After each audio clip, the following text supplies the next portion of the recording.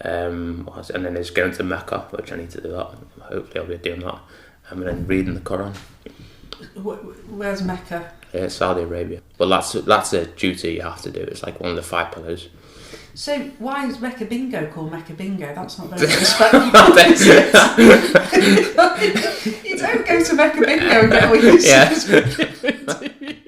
Welcome to Curious Chats and Kind Acts, the podcast that celebrates difference, kindness, and the little things we can all do to make our world a better place.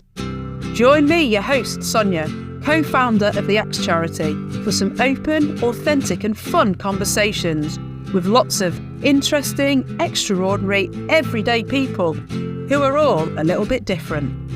Prepare to have your curiosity piqued and your heart warmed as we explore the ways we can all make a difference in the world, no matter how small. So get ready to be inspired, uplifted and motivated to be the kindest version of yourself. Let's make the world a kinder place, one conversation at a time. Hello and welcome. How are you doing today? This week I'm talking to Adam, who's a personal trainer. We discuss how being a Muslim has impacted his dating life because he has to marry a woman of God. We discuss his faith's outlook on kindness and how this has taught him to be a better person. And yes, Adam and I do pretend to get married in this episode at Mecca Bingo, obviously to help our wonderful listener to get a better understanding of Nikah. Let's start at the beginning. Tell us about Adam growing up. Tell us What do you want to know? Where do you start? Okay, a lot from school, from there. So I grew up in Chester. My first school was Overley St Mary's. So it's like a primary school was Overley St Mary's. Yeah, so I was there till, it's gone back such a long time, I can't remember any, but from there I went into Queen's Park High. Same route. Hanbridge, Queen's Park High. Yeah, so that's where the main school was. School good? Yeah, I enjoyed it. Some of the subjects I disliked, like history and geography, they're my worst subjects. I hated them. Yeah, anything to do with sport. So like, I love sport and maths. I enjoy maths as well, which is quite interesting. Yeah, I enjoy maths, so sport and maths. I can imagine you were on all the teams. You were little Mr. Sporty, always in PE kit. Yeah. I'd say I don't think I took a lot from school, if I'm honest, for what I'm doing now. A lot of it was self-taught. Okay. So like, for the job I'm doing as a PT now. So apart from anatomy, obviously that's side of things on the job. Did you do A-levels? No, I didn't. I left at sixth form. From sixth form, I went to West Cheshire College. And I studied carpentry and joinery, which lasted a year. I didn't really last that long with that, to be honest. I think you're either good at it or you're not. I just wasn't good with I didn't think I wasn't good at it, to be honest. So I did that for a year. While I was working in Morrison's supermarket, I was doing that during the study at the college, and then Total Fitness, which is right next to where I was working in Morrison's. I was training there at the time. I got to know a few of the PTs there, and one of the PTs, Julia Liggett, her name was. She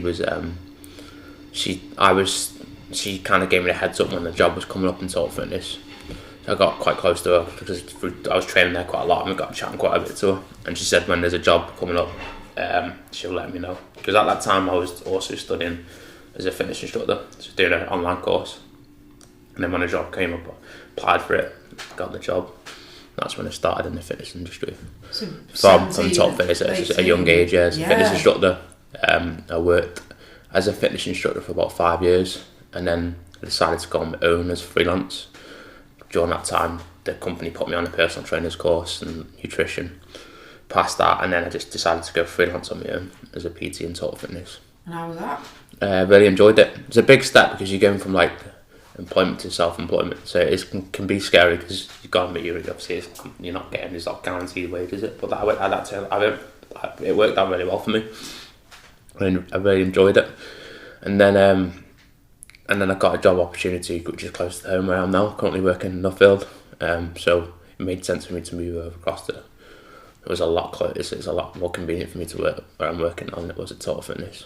So is that the same setup where you're self-employed and... It's a bit different. So when I was as a freelance in Total Fitness, it's more, you pay like a certain amount of rent, so it's £550, and then you can charge whatever you want per client. So you've got to pay them £550? The rent for the gym, yeah, it's quite hefty. That's a lot, isn't it? That's a lot of clients. But you could then you can then basically charge what you want as a PT. So if I want to charge £40 an hour, I'll charge £40. But you've got to get a lot of customers. Yeah, absolutely, 100%. Yeah. So how many hours were you working? I was doing about 25, which was not bad. Yeah, but then the reason I left as well is because a franchise called ProFit joined Total Fitness, and they got to take over and like advertise all their PT, and there was only 3 freelance PTs, and like we didn't get that chance to do. They kind of took over because they signed a contract with Total Fitness. Then we were kind of either join ProFit or kind of like find somewhere else. So we all left all of us 3 freelance PTs for, and then just end up looking for another job, and then And then ended up at the Nuffield, yeah. And you're still doing personal training? Yeah, working as a PT there. The only difference is there, I started off doing 4 8-hour shifts a week as for Nuffield, which consisted of teaching classes, doing program designs, and then and the idea is you drop your your shift hours, and you build up your private clients. So I got myself down to 4 hours a week now, and then the rest of it is private PT. And do you prefer the private? Massively, yeah. Because like it's 1-to-1. I've always wanted to do that. The thing I do like about this shift is teaching the classes, like circuit classes. You get a big group and stuff like that. But in terms of the 1-to-one's much more what I want to do. Yeah. And what is an hourly rate? I've never had a PT session. The price is going up, so it's probably about 48. It was 46, it's now gone up to like £48 a session. So it's quite a good hourly rate, that, but then you've got a lot of knowledge and experience that, you... But you think about it, it's not just the £48 isn't just a session, because there's people out there just do the session and leave for like another week or whatever, the client. But I like to monitor my clients. So like if I do the PT session, if say they book in 1 hour session a week, like even when they're out the gym, I like to keep on top of them. Like it's important, I think, as a PT, like, because some PTs, the clients will just pay for the hour and that's it. But what they do externally is what counts as well as internally. So I think it's important it's not just the hour that they're paying for. Like, you sound very good at your job. Yeah, it's... So, and now, and you're up to date, and that's what you've... So you've been doing that for a good few years then? I've been doing it for... I've been a personal trainer, including the freelance at Total Fitness, for about 10 years now. Those numbers don't add up, wait there. So you started doing it at 17. As a fitness instructor. Right. Remember, I went as a fitness instructor for about 5-6 years, and then I went on to... And the difference between a fitness instructor... Fitness instructors and the PT are completely different. So as a fitness instructor, you're kind of... It's more guidance. It's not as... Like with PT, it's 1-to-1, like it's more in depth. As a fitness instructor, you're just teaching classes or you're writing out program designs. You're not with that client for the hour. Okay. So it's more in depth for the client. So it's 1-on-1. And much more personal. Yeah, experience, personalised. Yeah, as well, that's it. Yeah, it? exactly. Yeah. That's the difference of the two. There's a big difference when I switched over to PT. I've always wanted to do that, so it's great that you. Do you know what I really like though? Like, I've had many a career and I still don't know what I want to do next. Yeah. You've had a goal. Yeah. You've achieved it, and you're living it. So you're living your dream at the moment then. I'm not 100% living my dream, because my next goal is to have my own studio. Okay. Yeah, that's what I'm doing going forward. I'm currently in the process of having my own studio. Building we've got it's actually having it in the back of the house. We've got a big garden, so we're currently in process of getting done. So it's just, we've got that in hardcore. It's going next thing is the concrete, and then we've just got to build the gym. That's incredible. Yeah, it's an actual outdoor studio. Wow. That's what I want to do going forward. And that's so a long-term goal, yeah. And you'll bring your clients from the Nuffield, so... Yeah. I mean, obviously I have to leave Nuffield, but yeah, I've got external clients that I train outside anyway, so... but yeah, that's my main goal, is to have my own studio and work for myself, not for anyone. That's brilliant. Yeah, I'd love that. So... You don't sound like you're that far away, actually. No, I should have it up and running by the end of Feb. Oh, really? Yeah, just before Ramadan. That's brilliant. Yeah, so Ramadan, you said the magic word there. Yeah. So let's. I was too distracted by fitness. So let's go back to Adam as a boy, but talk about it from your faith perspective. So you were born a Muslim. Yeah. So I was brought up as, so obviously my parents are Muslim, so they brought me into Islam at a young age when I was about, they taught me when I was about 10, at age 10 onwards, they interacted me into. So you're not born, so at birth? What we believe, everyone was born a Muslim. Everyone was doing, and they revert back to it. If they're not, that's what we believe. But you made that choice to revert back? Yeah, but my family, exactly, yeah. So what happened between 0 and 10? Did you not do Muslim things? No, just that. I mean, like, my parents taught me about it, but you don't really fully understand it until you're like, to get to age. Cause when you're 5-6 years old, you don't really understand much of it. Did you go to the mosque and stuff like that? Or? Not at that age, no. Not till later age I went to a mosque, actually, yeah. So did your mum and dad not go to the mosque? They went to a mosque, yeah. What happened to you on what day did you go to my dad would go, like, recently, I mean, like, when I was younger, I didn't. My dad would go to a mosque. But do your parents not go to the mosque together? No, there's mosques, so when you go to a mosque it's separate, female separate, male separate. Sorry. Yeah, it's alright, it's fine, you didn't know, so it's fine, yeah, so. Okay. But, like, as a Muslim, my parents brought me up into it. But it's a choice of my own, like, whether I stick to it or not. And So you go, when's the big day? Is it a Sunday still? Mosque, Friday. Friday. Jummah prayer, it's called.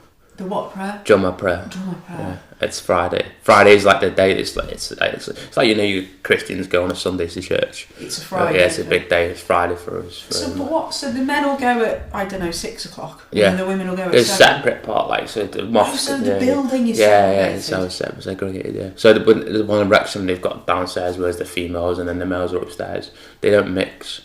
Why? It's just because it's out of respect. Like, they don't mix. It's like if you're really strict as a Muslim, like, you won't even shake a female's hand. Why? Because it's to do with, like, you can get feelings. It sounds crazy, but they believe, like, it's you can actually get feelings from, like, shaking someone's hand, like, opposite sex, if you're that attracted to them. Like romantic feelings from shaking hands. Yeah, and it sounds crazy, but that's what they believe. Like, No, and the main reason is out of respect, because, like I watch some videos I watch a lot of videos from, like, imams, and they do this thing called Speaker's Corner. It's quite interesting, actually. So they'll have, like, a stand, like, one of my favourite guys is the Muslim Latin guy. I watch him all the time. He's brilliant. He's so knowledgeable. I watch him every day. And they'll have, like, a stand in, like, London, like, and people that want to know about Islam. And then Christians will come up and they'll debate him, say, why is Islam right? And then he'll explain. So they'll question his religion, Islam, and say, what? Tell me why your religion's right. I'm an atheist. I don't believe in God. Can you prove that there's God? And then he'll do talks. And there was one point where this lady came over with a friend, and she was really interested in Islam because of what's going on in Palestine. Do you know much about Palestine and stuff? A little bit, yeah. A lot of people are converting to Islam because of it. Oh, really? Because they're seeing how, like, despite they're losing their family and the kids, they're getting shot and that, they're still, like, dead strong in their faith and they're keeping really strong. But people are now, because of that, they're looking into Islam because they're thinking, what's making these people so strong in their faith? Like, despite them losing their kids and stuff, like, people, like, they don't know how they're keeping their house so strong in their faith. So then these people look into Islam and they realise it's not what the media made it out to be, so they end up converting. It's actually the fastest growing religion in the world at the minute, Islam. Yeah. It's not the biggest, but currently now it's the fastest growing religion in the world. Wow. Yeah. I think it's and loads of people are converting. It's 70% of them are females as well that are converting. So how many are there kind of globally? I'm tired. It's a massive question. Too much of a big number. But yeah, so, like, anyway, getting back to the point of the story, yes. There was 2 females looking into Islam because they found it interesting. As they were going to say bye, like, one of the girl goes, I was going to shake your hand, and he said, the guy was like, I can't shake your hand, and, like, they just didn't get it. So, and he explained to them, and she was like, oh, that. But it was funny to see that. Like, she's like, what? Why can't I shake your hand? And he was just like, it's out of respect. So it's out of respect for the woman. Yeah. So would you shake people's hands? I would, because it's like, Yeah, I would. Yeah, I'm. Go on. Shake my hand. Put it there. No. But if you're really strict, then that's how it's. And so, what defines being really strict? Are you not a really strict Muslim? I try to be as strict as I try to. It for me, it's following Islam. I'm not like you. There's certain levels you can be really strict and not strict, but as long as if I follow the basic rules of Islam, which I do, try and pray 5 times a day. I fast, do Ramadan. Give money to charity, which is one because you've got 5 pillars. One of them's praying 5 times a day, which I do. I try to do it all the time. I'm not 100% on it. Doing Ramadan, I always fast every year. Giving money to charity, that goes zakat. It's important that you do that as part of the religion. It's one of the pillars. And then there's going to Mecca, which I need to do that. Hopefully, I'll be doing that. And then reading the Quran. Where's Mecca? Saudi Arabia. Right. So is that just what? Is that like you go once in your life? Yeah, that's it. I want it. And then the idea is that you do that once in your life. And then we believe once we've done that, we become new people. All your sins are forgiven. Wow. So any sins past is all forgiven. But that's a duty you have to do. It's one of the 5 pillars. So why is Mecca Bingo called Mecca Bingo? That's not very respectful. You don't go to Mecca Bingo and get all your sins forgiven. I digress, Adam. Sorry, I'm having caffeine. It's alright. But yeah, that's quite disrespectful of Mecca Bingo, really, isn't it? It's like this really important place to you, and they've named a bingo all after it. But yeah, it's something I really want to do. Not go to Mecca Bingo. Not to Mecca Bingo. No. But yeah, go to Mecca, get the plane down there. But yeah, it's so. Right, so you're 10. I'm really interested in your journey. Yeah.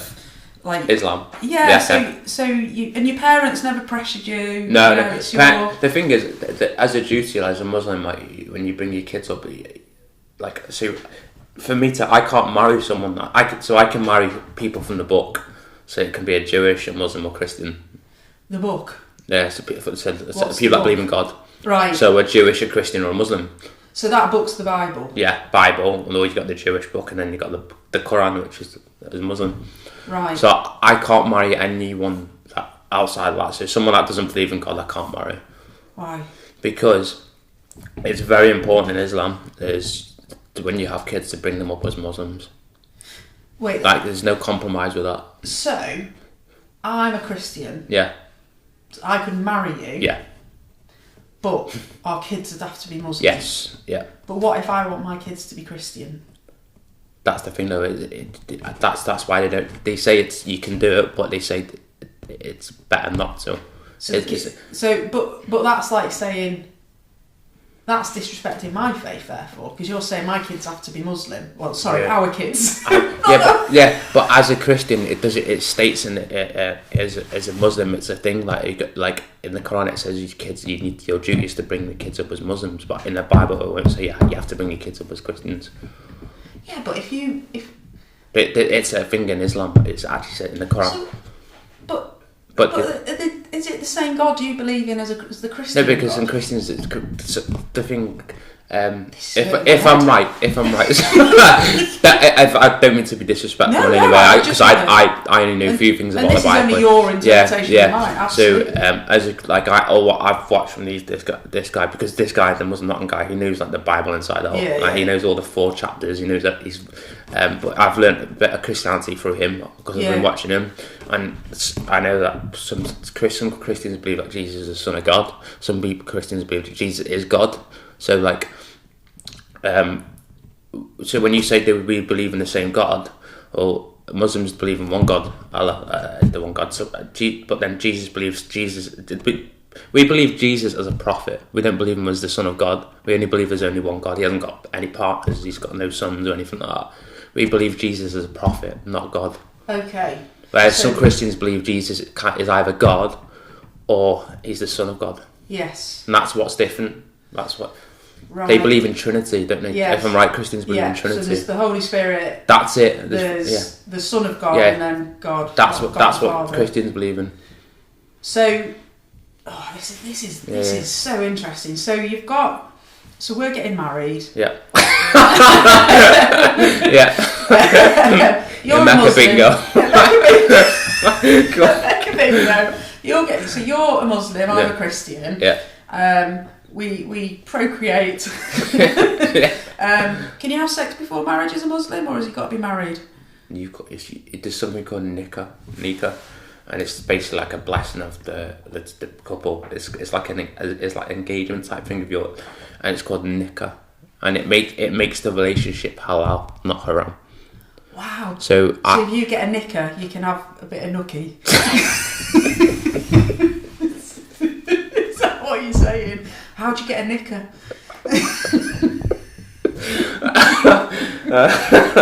Take two. So Nikah is basically, I can only do Nikah with someone that believes in God. So my current girl, Tony, that I'm seeing, girlfriend. She believes in God, but she's not sure what religion. Okay. Because initially when I was seeing her, I was worried that she was an atheist, because I can't be with someone that's an atheist, because it just wouldn't work. But I found out she was telling me that she believes in God, which is good. And she's read into Christianity and it doesn't align with her. So she said she's looking into Islam now because her friends are Muslim and she finds it really interesting. So going back to what you just said then about you meant to sleeping before marriage is a no-go. Wow. You can only because I'm in a haram relationship with Tony, because I'm staying at hers at night and stuff, and it shouldn't be. It's hard because my dad's. I'm trying to respect my dad. He's quite strict with the religion, and I shouldn't really be staying the night at hers because I haven't done Nikah with her. And how do you do Nikah?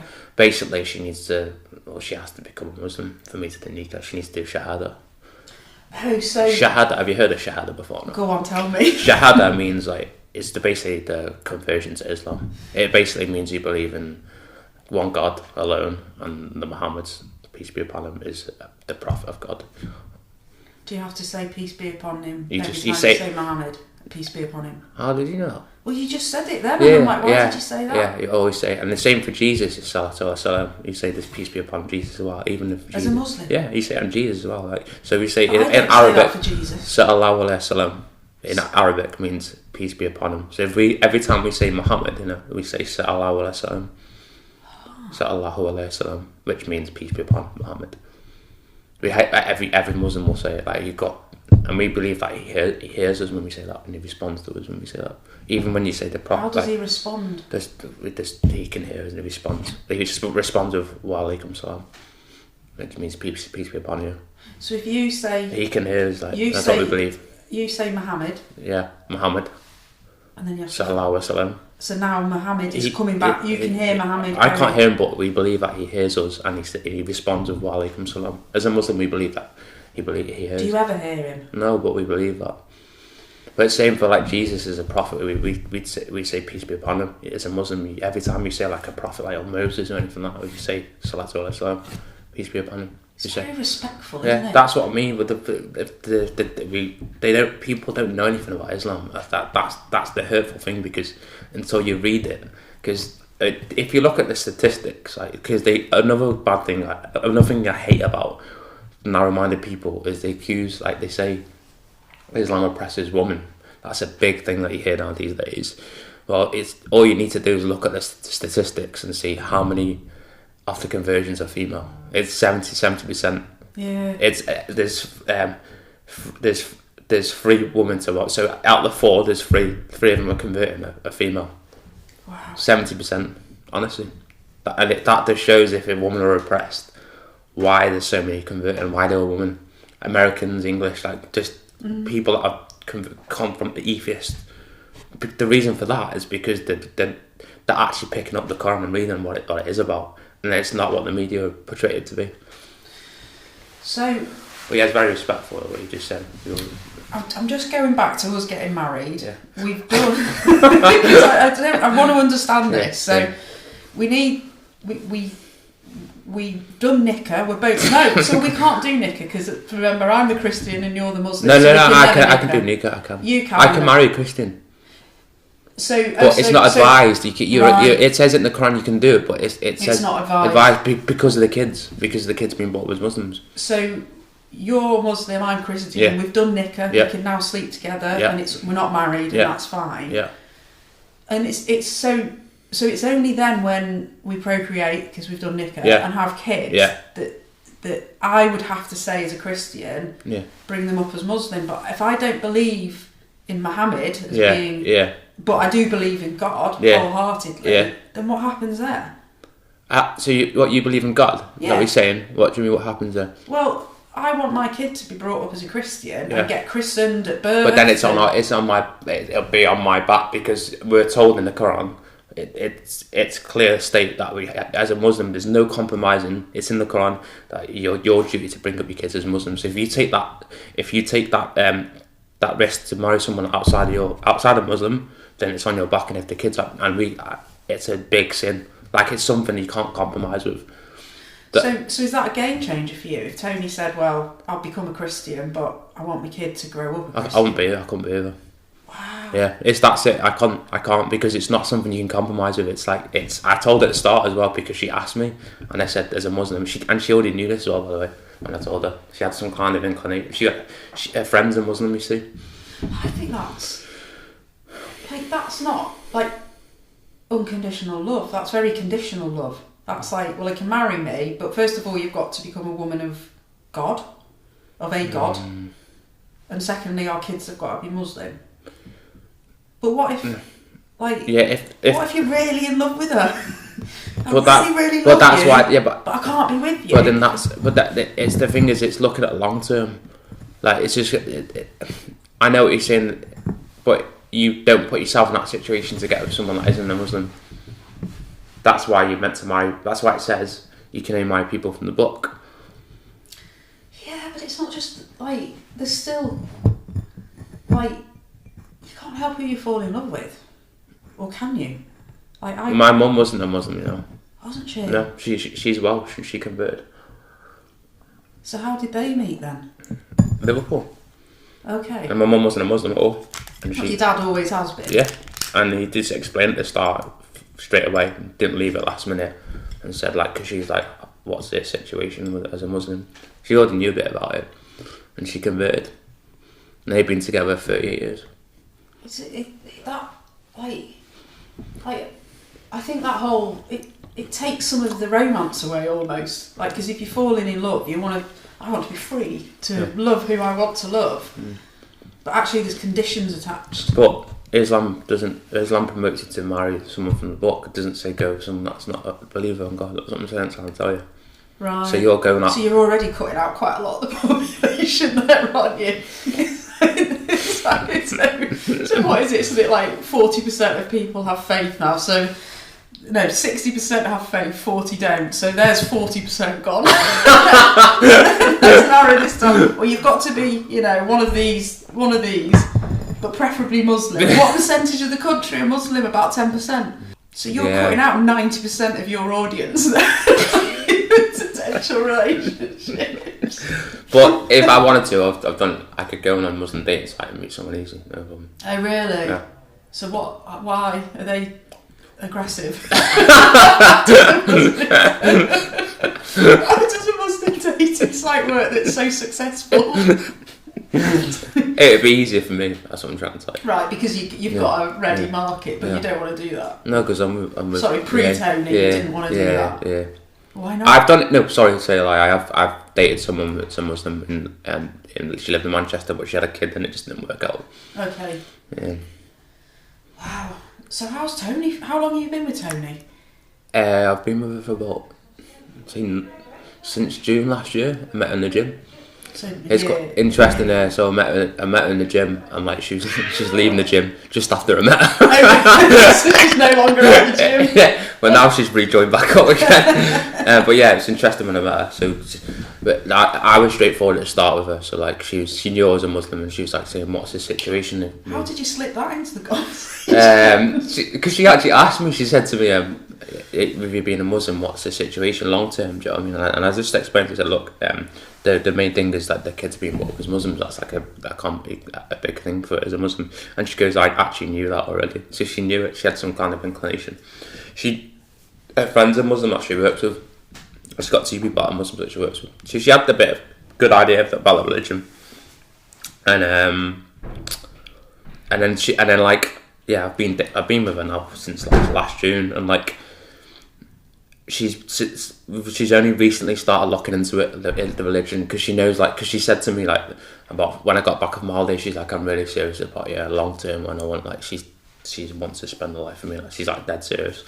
So she's like, I just said, like, we had that conversation about like long term, like the conversion and stuff, becoming a Muslim or someone from the book, and then she was just like, she doesn't, Christianity doesn't alarm her, but anyway, she's read up about that. She goes, but Islam I find really fascinating.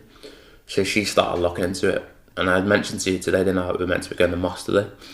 That was to go and see an imam and ask some questions about the religion, to get to know it a bit more.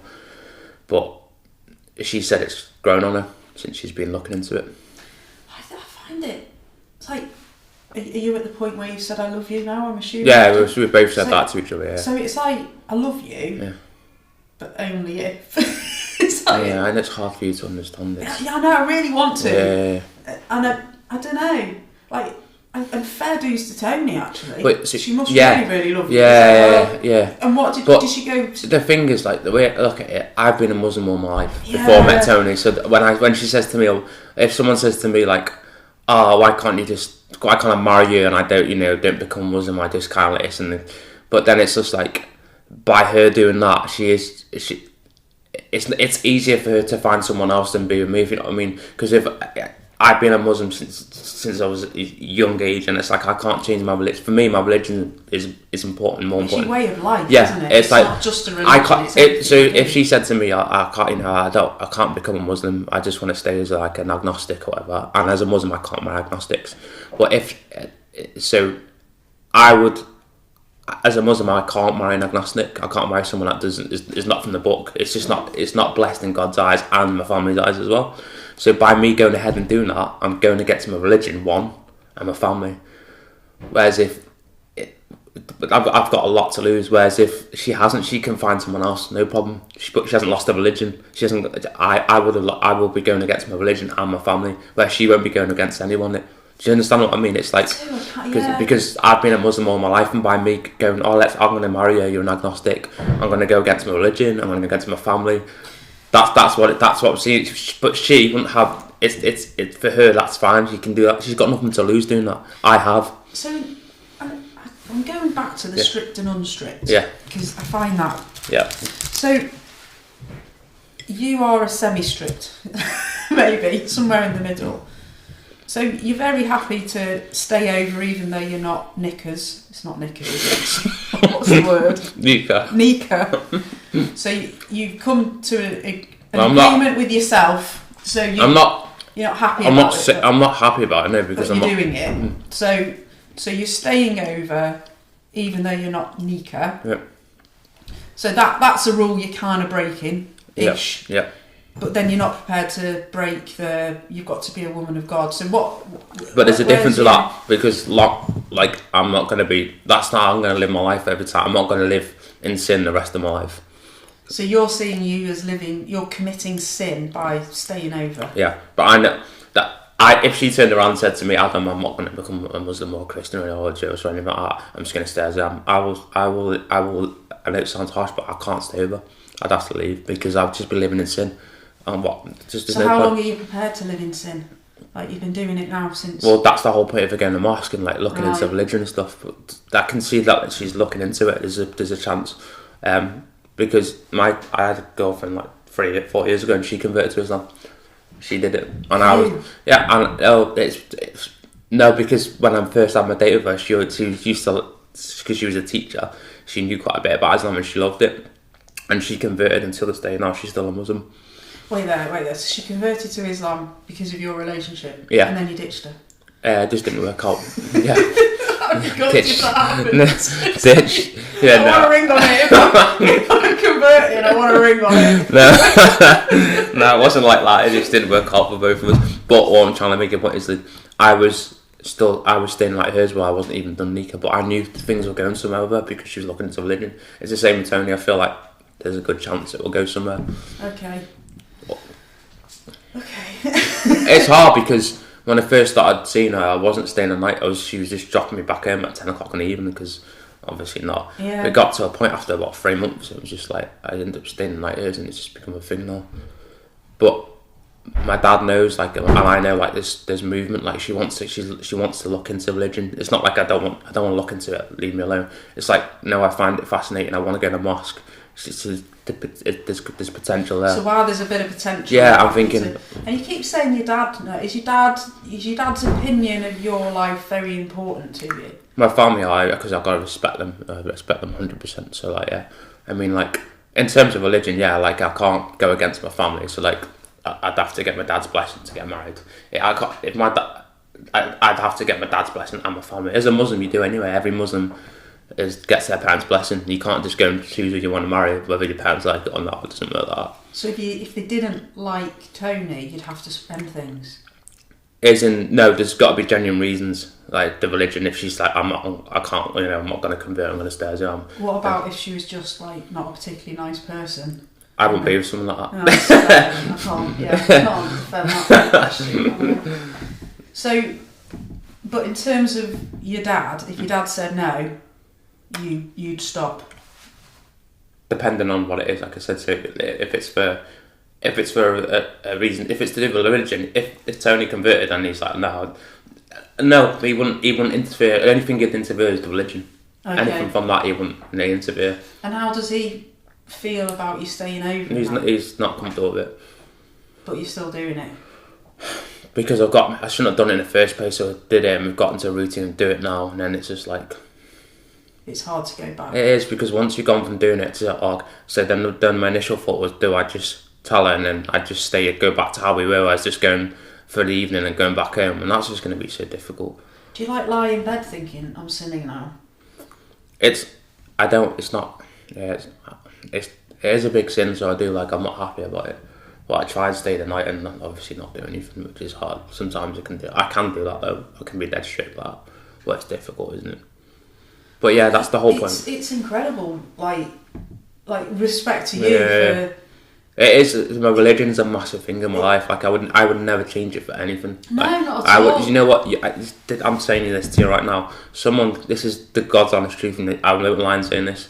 Someone could put £10 billion on this table now, 10 billion, and said, "This is all yours. Leave your religion." I wouldn't do it. I wouldn't even think twice. Take 10 billion. That's you could do it now. Someone could have that much money. Yeah. I would never ever switch my religion for anything. 10 billion in cash now. I wouldn't even hesitate. Never take it. That's great. Let's just talk about, like, you're growing in your religion. Yeah. So you're 10. You've reverted. Yeah, I've got 10, 12 years of age. So you're now. What do you do as a 10-year-old reverted Muslim? You learn about the religion, learn to pray, and then you try bits of Ramadan. That's what I was doing, little bits, like half a day of Ramadan or whatever, and go from there and then learn about the religion, learn how to pray, which my family taught me that anyway, so my dad taught me that. I obviously like eating pork. I can't have pork. Halal foods. Do you know much about that? Tell me.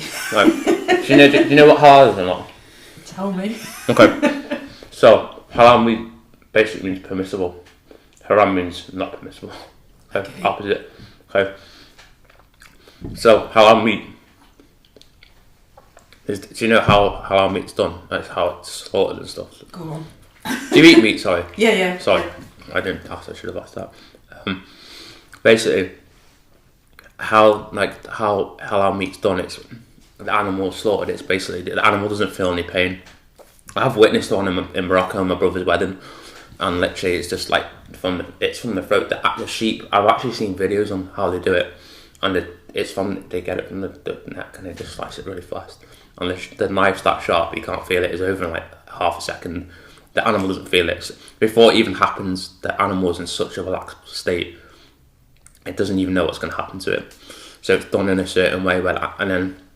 Whereas, have you seen how Do you know much about how it's done here? It upsets me. It's not nice. So basically, they shock the animals with shock. They shock. I've seen videos on it. They're shocking. They actually shock them. So the animals, like the cows or whatever, they get crammed into this massive I don't know how to put it, barn, and they already know what's going to happen. They're all panicking, and they got electrocuted shotgun hit on the head. It's not nice. I've seen it. And what happens is we believe halal meat's healthier for you, because what happens here when they slaughter the animal, they panic a lot because they know what's going to happen, and then what happens is it releases from the brain, it releases blood toxins from the blood in the brain, and it stays in the meat. So when you're eating non-halal meat, it's not good for you, because the animal knows what it's doing. It panics and it releases toxins from the brain into the blood into the meat. And that's what I love that idea, because whereas halal, it's happy meat.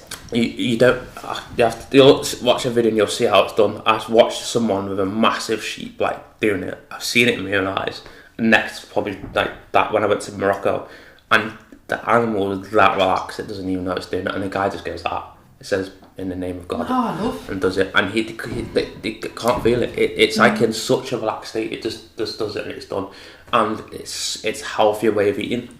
Tony eats halal meat now as well, and she said it tastes much better. I love that idea, because I like the thought of happy animals before they die. You can't see it. I've seen a video. There's a video on YouTube about how the guy does it, the Muslim guy. I've seen it in my own eyes, and the sheep is in such a relaxed state. Where do you buy your meat from then? There's a place in Brook Street.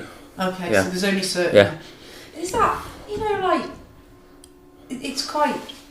Would you say you're a minority in Chester, being a Muslim? Yeah. So you have to go over to Brook Street. Yeah, to get the meat. Yeah. No. Brook Street. Yeah.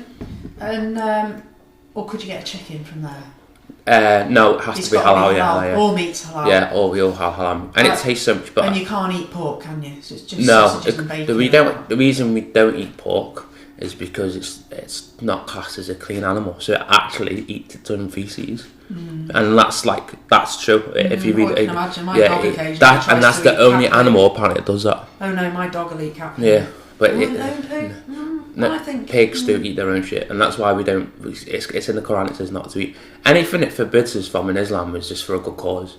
So alcohol, the reason why we don't drink alcohol in Islam is because the bad outweighs the good. So that's why we don't drink alcohol. The bad completely outweighs the good, and it does. As a society, the bad as an individual, good. I would say the good outdoes the bad for me personally. Does it? But yeah, as a society, I'm with the that. The bad outweighs the good, and it takes us away from the remembrance of our prayer as well. They're the two reasons why we don't have it. Because if I'm drinking, because obviously it's a poison to the body and it intoxicates your mind. You don't know what you're doing when you get to a certain point. So it takes me away from the remembrance of my prayer. They're the two reasons we don't drink alcohol. Pork, we don't have pork because it's, as I said, it's an unclean animal. It eats its own shit. So anything it forbids us from, it's just for a good cause. So you go over to Brook Street to get your meat. Would you say,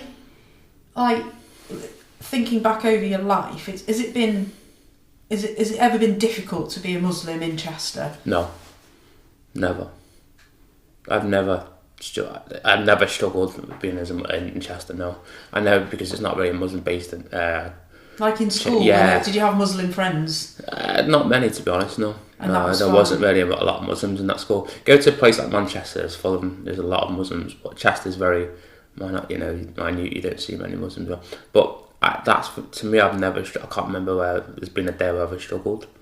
That's brilliant. Yeah, at all. I've had good friends around me and really supportive friends and family and stuff. So, and in terms of kindness, I think kindness is quite important to the Muslim faith, isn't it? Islam means peace. The word, it means peace. It doesn't mean terrorism.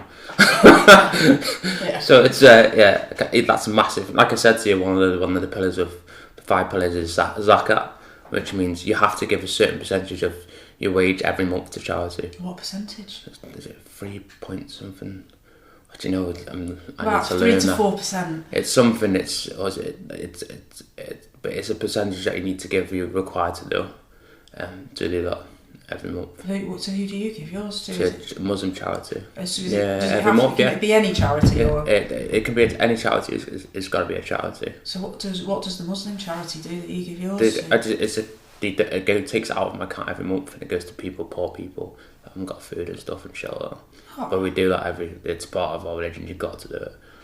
So it's like one of the 5 things. But in terms of kindness, yeah, it's So what kind of stuff would they encourage in terms of kindness? Respect other religions. So I'll give you an example. So fasting in Ramadan, there's certain things that can invalidate Ramadan. So if I backbite someone during Ramadan, if I say something about someone, my whole fast is invalidated. Really? Just from backbiting. I could fast first because the fast is like for 16 hours. At the end of my fast, say there's like 10-15 minutes left of that fast, and I say something like, "Oh, what's he up to? What's he doing?" Or just say that's even a minor backbite. Or if I swear, that fast is invalidated. You're joking. Just and I could have fasted all day, no water, no food. That last 10 minutes, if I do it, it's broken. I have to do another day. I was going to say, what does it mean that it's broken? You have to start again, basically. Do another whole day of Ramadan. Wow. Just from swearing, backbiting, looking at things you shouldn't be looking at. God, that's tough, isn't it? Sleeping before. What's the longest Ramadan you've had to do? 300 days. Or if I intentionally eat. If I sleep during the fasting hours, I have to do 2 months consecutive of Ramadan. Have you had to do 2 months consecutive? No, but if I did that during the fast, wow. It teaches you so much discipline. It's unreal. I can't even explain. You feel like someone new after Ramadan. It sounds incredible, but the thought of fasting for 16 hours it sounds painful. Yeah, I'm so used to it now, and I look forward to it. So it's 10th of March this year, but I just feel great. Do you remember Mike and Sandy? And the big Mike Sandy, he converted to Islam, didn't he? I told you about that. Did I tell you? No, you didn't tell me. No. So when I was at Top Fitness as a PT there, he would how I got to know him was he'd just keep asking me. He'd come up in the gym and he knew I was a Muslim, and he'd always ask me questions about my religion. Always, we'd talk for about 10-15 minutes every time. Every time I was in the gym, we'd speak about the gym. Then he'd be, "Oh, can I ask you some questions about your faith?" And it'd be going on for about a year. I then left Top Fitness, didn't see him for 5-6 years.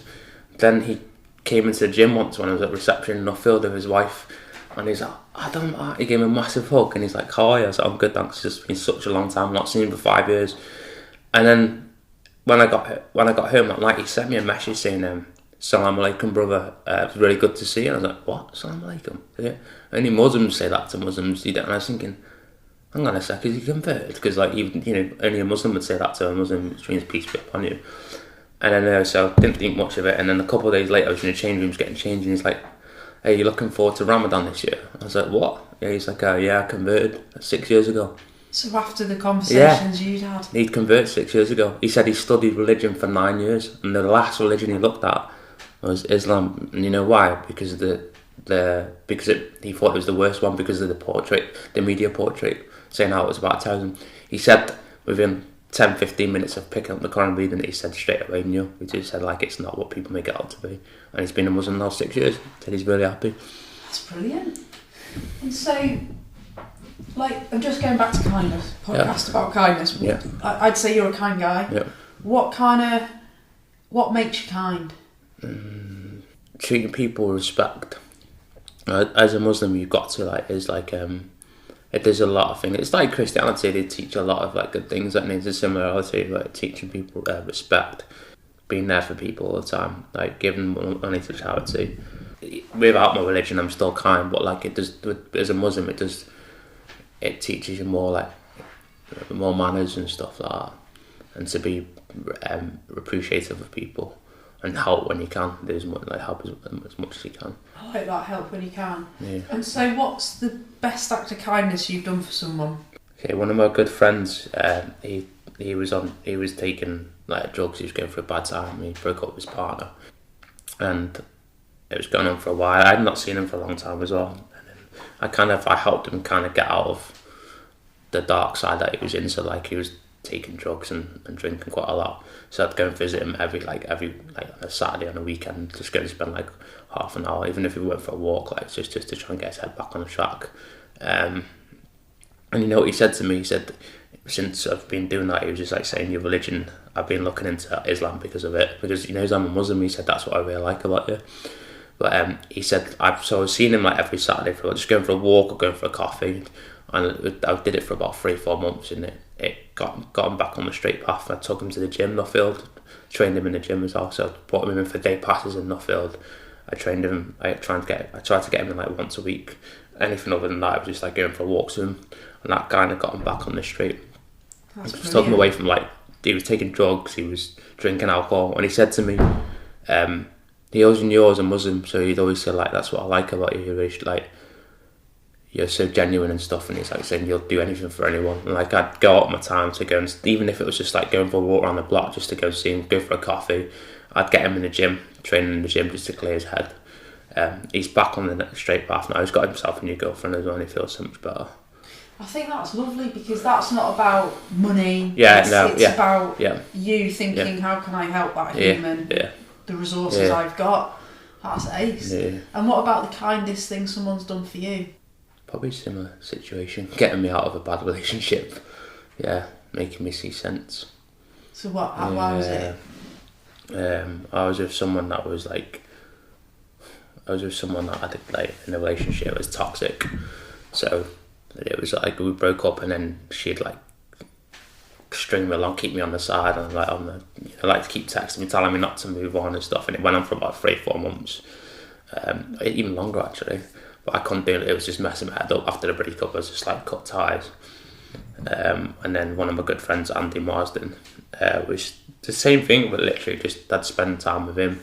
He got me out of the rut, because I was finding it hard when you go through a breakup. You've been with someone for a while, it's difficult, isn't it, to let go, even though you know it's good for you. It's hard to accept that, isn't it? And what was it that he did specifically that broke that? He'd spend time with me, get me.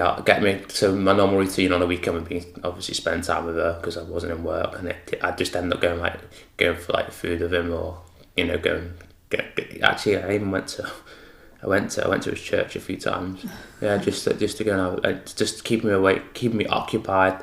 Just messaging me a lot as well, like at night time, because that's when I think a lot. So he'd be messaging me quite a lot, keeping in touch. But yeah, he made me see sense. Like sometimes it's hard from yourself. You need someone external to. And was that? Did that happen before you helped your friend? Was it kind of like? It was after. Yeah. So it's like a karma, isn't it? When you feel like you help someone, you get someone back. I believe in karma, don't you? It's And are you still friends with? Yeah. Well, actually, it's an interesting story, because he was one of my clients in Total Fitness, and he had something called EDS. Have you heard of it before? Ehlers-Danlos syndrome, and it's where someone's joints will come out of position, or there's a lot of side effects. So like when he stood up from his wheelchair, within like 10 seconds, heart rate go through the roof. I trained him for like 6 months in a wheelchair, but maybe a bit longer, 3 times a week at Total Fitness, and you could see he was getting fit. I was doing a lot of like pad work with him, like strength training stuff, some cardiovascular training, and like he improved so much that the actual doctor said to him, like, if he carried on training, he'd be bedridden. Wow. So, but because when he stood up for like 10 seconds from his wheelchair, his heart rate be hitting like 180, 190. It was crazy. And then I trained him 3 times a week for about 8 months, about 6. I think it was around 8 months. And then he was just getting better each week. Like he noticed he could stand up for longer, and he had a wheelchair at home as well, like to get him up to the top of the stairs.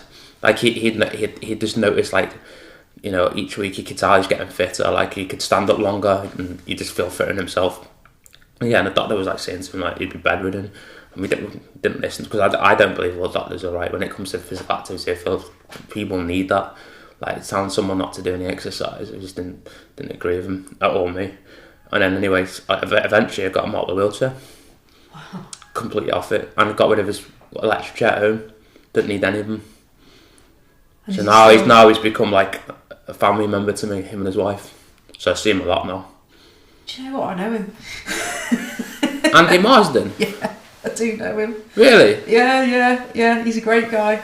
Ask him. Yeah, time. No, I've chatted to him, but not about. Yeah. But in terms of, I mean, I've known him a long time as well. So when he was a teacher and stuff. That's it. He's a teacher. Great guy. Yeah, he's the one I trained. Yeah. Yeah, I didn't realise it was you that helped him though. Yeah, I helped him.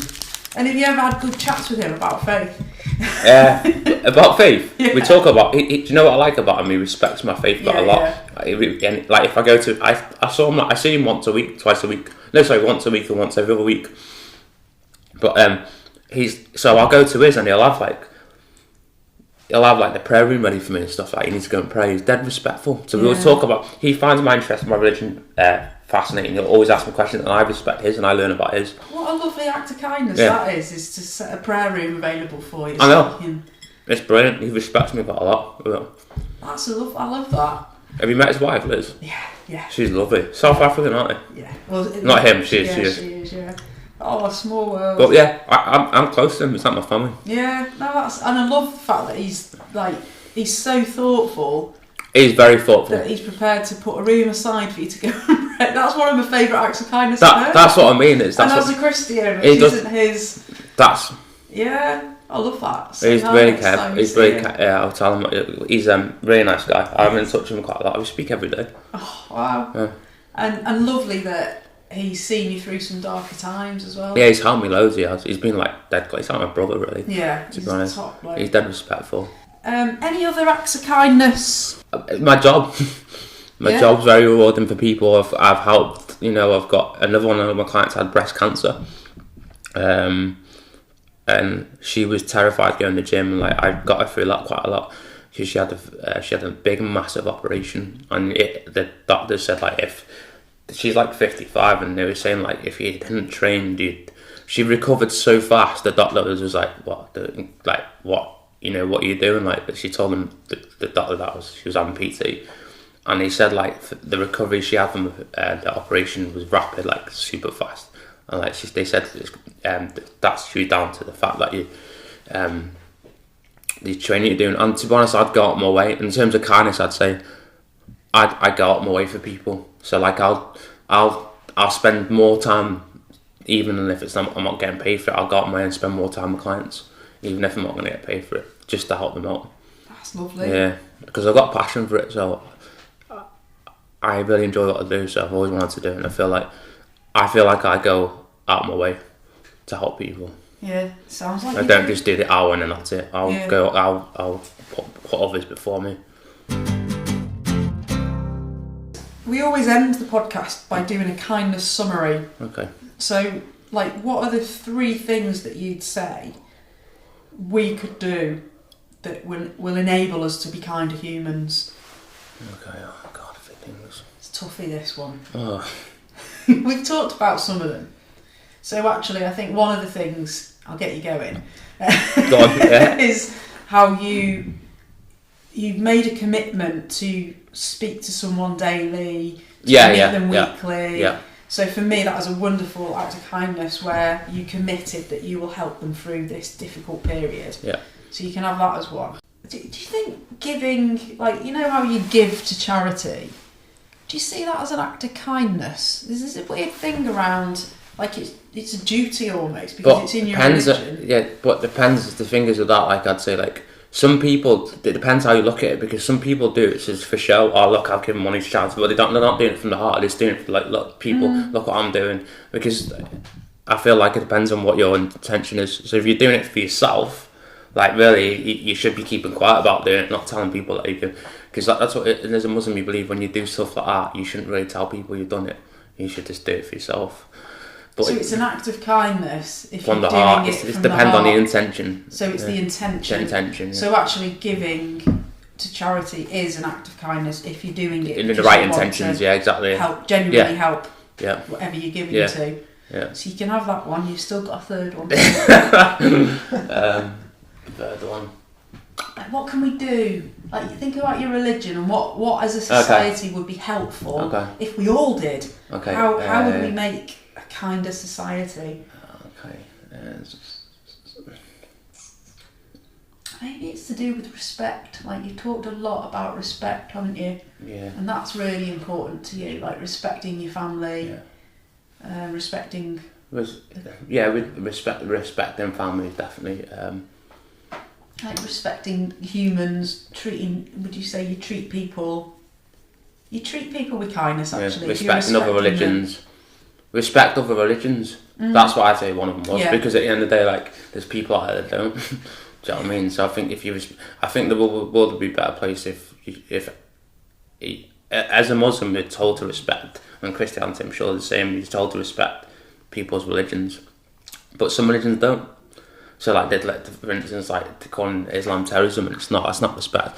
But I think, like, if everyone would respect each other's religions, the world would be a better place.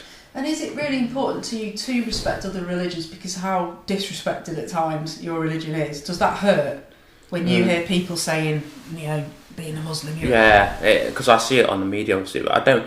But yeah, because it's all media related, isn't it? But then the thing is, I just look back to, like, during that time, if you look at social media now, you'll see, like, how you know, it's not all what the media's saying now, because people have got proof of how good they feel after converting, whereas they didn't have that back in the bad days. It was all on, like, TV and newspapers, but now with the social media, there's proof of people converting and saying how they feel about it. But yeah, it does hurt, like, it is, because they don't understand it. I think. So it's a lack of understanding, actually. So an act of kindness would be at least to try and understand it. Yeah, exactly. Which is what this podcast is about. Exactly. So understanding, like, looking into religion, like, reading about. Don't listen to media. Yeah, but actually listen to this podcast with an open mind about Islam and make your own judgment. Absolutely, 100%. Yeah, because you can't until you, like I said to you, it's all media based portrayed. Like, until you actually pick up the Quran and read it, you can't really judge it. Really, can you? You can't just listen to media because. Well, it's someone else's opinion. Yeah, exactly. Your own, isn't it? And like I said to you before, like, it's not what it is, because you can just now that you can look at the statistics. Yeah. And and they'll tell you now. So it's actually try to understand other religions. Yeah. I like that. Thanks so much for listening to this episode of Curious Chats and Kind Acts. It was lovely to have you. Can I just say a massive thank you to all the people that we've interviewed who have been so honest and vulnerable with me, so that we can have these real life stories to share with you, our wonderful listener. And remember, we'd love to hear what random or small acts of kindness you've been up to, so that we can maybe do a few. Find us on all the socials, TikTok, Facebook, Instagram and Twitter, and all our /ActsGB, that's ACTSGB. And drop a comment on our feed, tweet us, or even send a photo. Let's build our kindness community together. We'll read some of our favourites on future episodes of Curious Chats and Kind Acts. And you never know, we might even have a go at a few of your ideas ourselves. Watch this space on the socials. For more information about the Acts charity, including how to donate to us, head to actsonline.uk. See you next time!